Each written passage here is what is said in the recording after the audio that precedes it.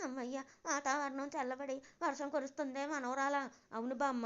సరే గాని ఈ వర్షంలో వేడివేడిగా మిరపకాయ బజ్జీలు చేసి పెట్టవే, తిని పెడతాను. ఇదిగో మిరపకాయ బజ్జీ అంటే ఏదో ఒకటి కాదు, బండి మీద వేస్తారే ఆ స్టైల్లోనే కావాలి. సరిపోయింది. బజ్జీయే కదా అనుకుంటే మళ్ళీ ఆ స్టైలు ఈ స్టైల్లో అంటే నేనెలా చెయ్యను? అదేమిటే యూట్యూబ్ ఉండగా నీకు చింత ఎందుకు దండగా? అబ్బో ప్రాస బాగానే ఉంది. సరే కానీ నువ్వు బజ్జీలు వేసేలోపు నేను ఒక పొడుపు కథ అడుగుతాను, నువ్వు సమాధానం చెప్పు. కంచె చుట్టూ ముళ్ళు, కంచె లోపల మిఠాయి పొట్లం, ఏమిటది? అది ఏంటంటే అది తెలీదు బామ్మ. ఏమిటే తెలీదా? సర్లే, ఇదిగో పిల్లకాయలు, మీలో ఎవరికైనా తెలిస్తే కింద కమెంట్ చెయ్యండి. అబ్బో ఇంగ్లీషు.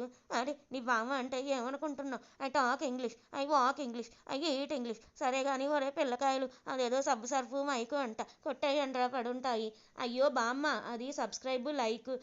అదే లేవే, నేను ఇంగ్లీష్లో అన్నా, నువ్వు తెలుగులో అన్నావు. సరిపోయింది. సరే కానీ ఇంతకీ how is bajji taste? Super బామ్మ.